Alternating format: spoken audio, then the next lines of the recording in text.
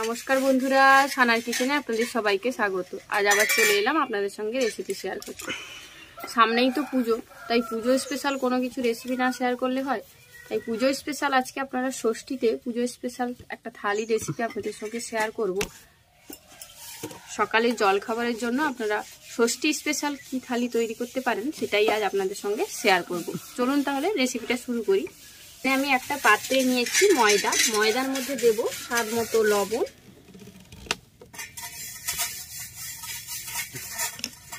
সেই সাথে দেব সামান্য পরিমাণে সাদা তেল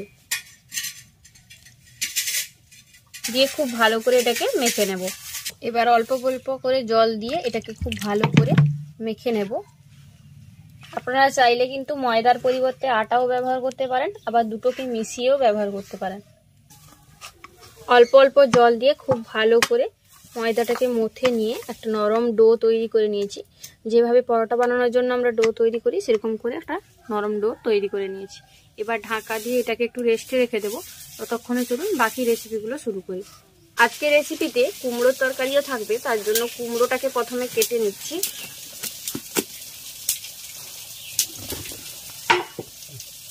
আজকে বানাবো কুমড়োর ছক্কা, তার জন্য প্রথমেই কুমড়োটাকে কেটে নিলাম। দেখুন কুমড়োটা কত সুন্দর কালার এসছে।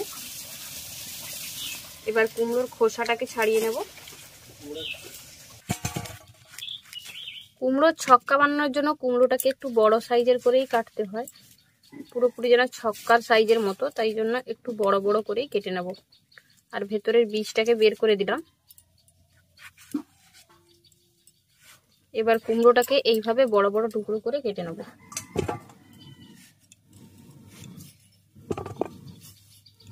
কুমড়োর সঙ্গে সঙ্গে একইভাবে আলুটাকেও একটু বড় বড় সাইজের করে টুকরো করে নিচ্ছি। কুমড়ো আলু সবকিছু কেটে গুছিয়ে নিয়েছি। এদিকে প্রথমে রান্নাটা শুরু করব। প্রথমেই আমি বানাবো সিমাইয়ের পায়েস বা সিমুইয়ের পায়েস। তার জন্য কড়াই গরম করে কড়াইয়ের মধ্যে দিয়ে দিচ্ছি ঘি। সিমুইয়ের পায়েস বা সিমাইয়ের পায়েস বানানোর জন্য ঘি দিলে এর টেস্ট খুব ভালো আসে আর খেতেও খুব ভালো লাগে, তাই চেষ্টা করবেন ঘি দিয়ে করতে। তবে কেউ যদি ঘি না খেয়ে থাকেন সেক্ষেত্রে তেল দিয়ে করলেও হবে, তবে সাদা তেল ব্যবহার করবেন, কোনো ফ্লেভারযুক্ত তেল কিন্তু ব্যবহার করবেন না। এবার ঘিটা গরম হয়ে গেছে, এবার এর মধ্যে আমি সেমাইটা দিয়ে দিচ্ছি। আমি কিন্তু ভাজা সেমাইটা ব্যবহার করিনি, কিন্তু দোকানে কিন্তু ভাজা সেমাই পাওয়া যায়। আপনারা চাইলে কিন্তু ভাজা সেমাইটাও ব্যবহার করতে পারেন। প্রথমে সেমাইটাকে একটু ভেজে নিচ্ছি। অল্প আঁচে হালকা একটু লালচে কালার করে সেমাইটাকে ভেজে নেব। সেমাই ভাজতে ভাজতে সেমাইয়ের মধ্যে দিয়ে দিচ্ছি কিশমিশ আর কাজু। কাজু আর কিশমিশটাকেও একইভাবে সেমাইয়ের সঙ্গেই ভেজে দেখুন। সেমাইটাকে হালকা লাল করে ভেজে নিয়েছি। এবার এটাকে একটা পাত্রে নামিয়ে রাখবো।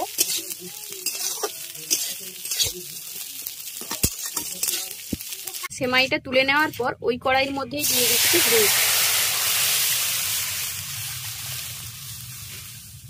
এবার দুধটা দেওয়ার পর দুধটাকে খুব ভালো করে আগে ফোটাবো।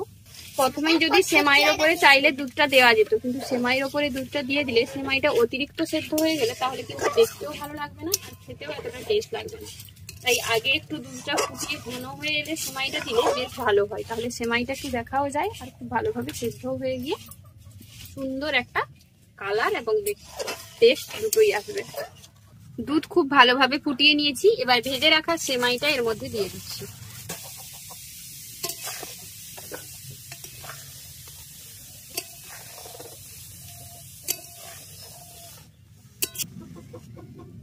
এবার দুধের সঙ্গে সেমাইটাকে খুব ভালোভাবে ফুটিয়ে নেব, যাতে সেমাইটা নরম হয়ে যায় আর ঘনও হয়ে যায়। খুব ভালোভাবে সেমাইটাকে ফুটিয়ে নিয়েছি। এবার এর মধ্যে দিয়ে দেব স্বাদ মতো চিনি। সবশেষে এর মধ্যে দেব নারকেল কোড়া। সেমাইয়ের মধ্যে নারকেল কোড়া দিলে এর টেস্ট কিন্তু অনেক গুণে বেড়ে যায়।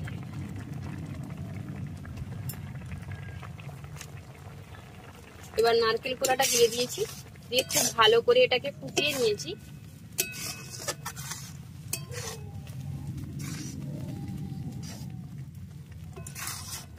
আমাদের সেমাইয়ের পায়েস বা সেমাইয়ের পায়েস একদম রেডি। এবার এটাকে একটা পাত্রে নামিয়ে নেব, কারণ এটা ঠান্ডা হলে আরো ঘন হয়ে যাবে। সিমইয়ের পায়েস তৈরি হয়ে গেছে। এবার তৈরি করব কুমড়োর ছক্কা। তার জন্য কড়াইয়ের মধ্যে সর্ষের তেল দিয়ে দিলাম।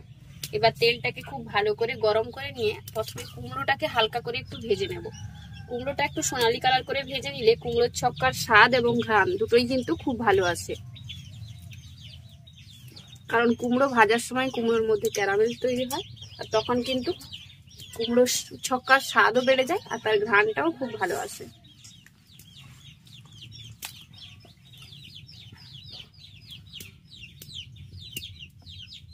তেল গরম হয়ে গেছে, এবার তেলের মধ্যে কেটে রাখা কুমড়োগুলো দিয়ে দিচ্ছি।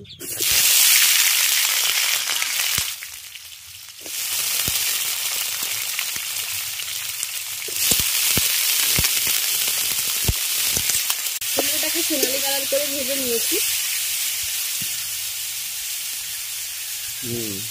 এবার এটাকে একটা পাত্রে নামিয়ে দেবো। এতে কিন্তু কুমড়োটা 60% সিদ্ধ হয়ে গেছে, কিন্তু পুরোপুরি সিদ্ধ হয়নি। নামিয়ে নেওয়ার পর কড়াইয়ের মধ্যে আরো একটু পরিমাণে সর্ষের তেল দিয়ে দিলাম। এবার তেলের মধ্যে ফোড়নে দেব তেজপাতা, শুকনো লঙ্কা আর 5 ফোড়ন।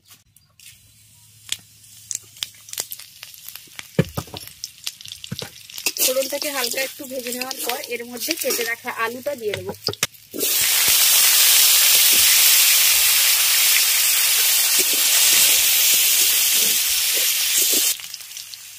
এর মধ্যে দিয়ে দিচ্ছি আগে থেকে ভিজিয়ে রাখা ছোলা, তারপর দেবো স্বাদ মতো লবণ।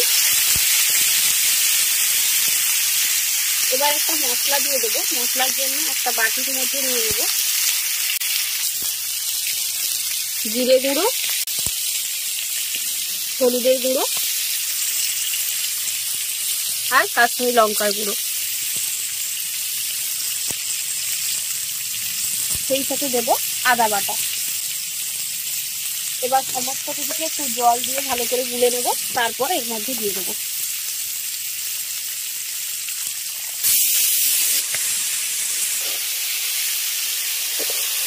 এবার মশলার সঙ্গে খুব ভালো করে সমস্ত কিছুকে কষিয়ে নেব।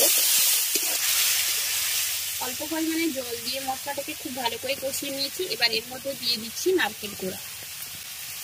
কুমড়োর ছক্কার মধ্যে একটু নারকেল কোড়া দিলে খেতে বেশ ভালো লাগে। ভালো করে সমস্ত কিছু কষিয়ে নেওয়া হয়ে গেছে। এবার ঢাকা দিয়ে এটাকে অল্প আঁচে রান্না করব, যাতে আলুটা একটু সেদ্ধ হয়ে যায়।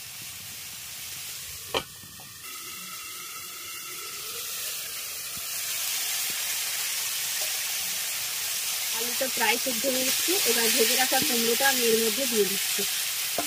দিয়ে সমস্ত কিছুকে খুব ভালো করে কষিয়ে নেব।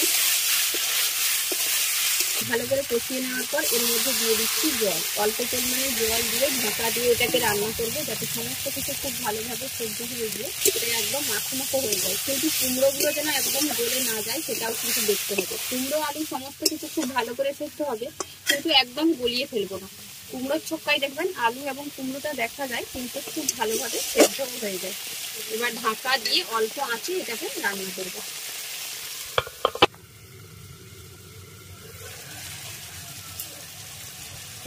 একদম শুকিয়ে এসেছে। এবার সব শেষে এর মধ্যে দিয়ে দিচ্ছি চিনি। সামান্য একটু পরিমাণে ঘি দেব আর দেব গরম মশলার গুঁড়ো। আমাদের কুমড়োর ছক্কা একদম রেডি। এবার এটাকে একটা পাত্রে নামিয়ে দেব। কালারটা কি দারুণ এসছে কুমড়োর ছক্কা। না বাস্তবে তো বোঝা যাচ্ছে। হ্যাঁ, বাষ্পটা পুরো দার্জিলিং দার্জিলিং ফিল করাচ্ছে, বুঝতে পারছো না তুমি?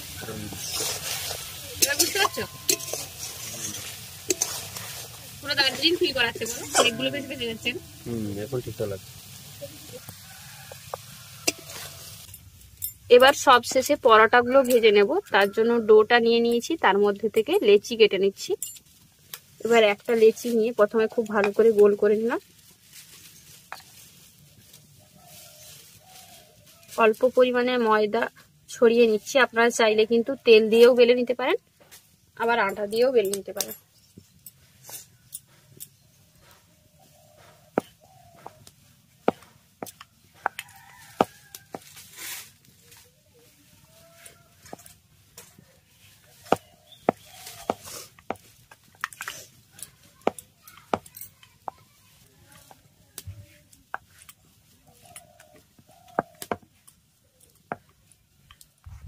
প্রথমে গোল করে বেলে নিয়েছি। এবার পরোটাটার গায়ে ভালো করে একটু সাদা তেল মাখিয়ে নিচ্ছি। আপনারা চাইলে কিন্তু তেলের পরিবর্তে ঘিটাও ব্যবহার করতে পারেন।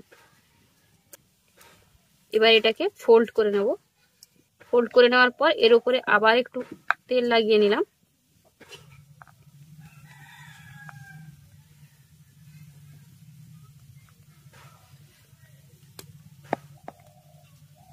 আপনারা চাইলে কিন্তু গোল গোল পরোটাও তৈরি করতে পারেন। আমি এটা 3 কোনা শেপে তৈরি করছি।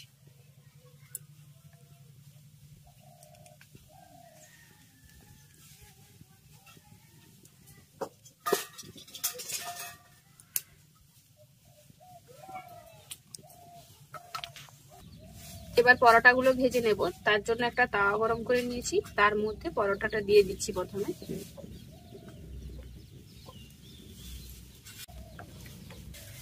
এবার পরোটাটার এক পিঠ একটু সেঁকে নেওয়ার পর অপর পিঠটা উল্টে দিচ্ছি। তারপর এর মধ্যে আমি তেলটা ব্যবহার করব।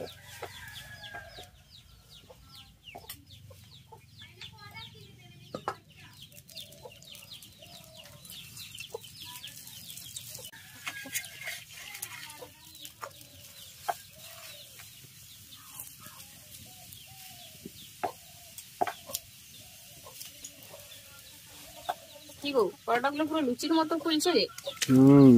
আমি মাখিয়েছিলাম না। তুমি মাখিয়েছিলে? ও মা, আমি তো ভুলে গেছিলাম। তুমি তো মাখালে, তুমি বেললে, তুমি করলে, তুমি ভেজেও দাও না গো।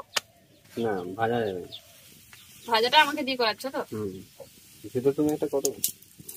হ্যাঁ, তখন আমি কিছুই করলাম না, তুমি তো এতগুলো কাজ করলে। ঠিক, আমি ভুলে গেছিলাম জানো, তুমি বললে বলে। এরকম একটু লাল লাল করে পরোটাটাকে ভেজে নেবো। দেখতেও ভালো লাগবে আর খেতেও বেশ ভালো লাগবে। একটা পরোটা ভাজা হয়ে গেছে, এবার এটা তুলে নিচ্ছি। একইভাবে সমস্ত পরোটাগুলোকে ভেজে নেব।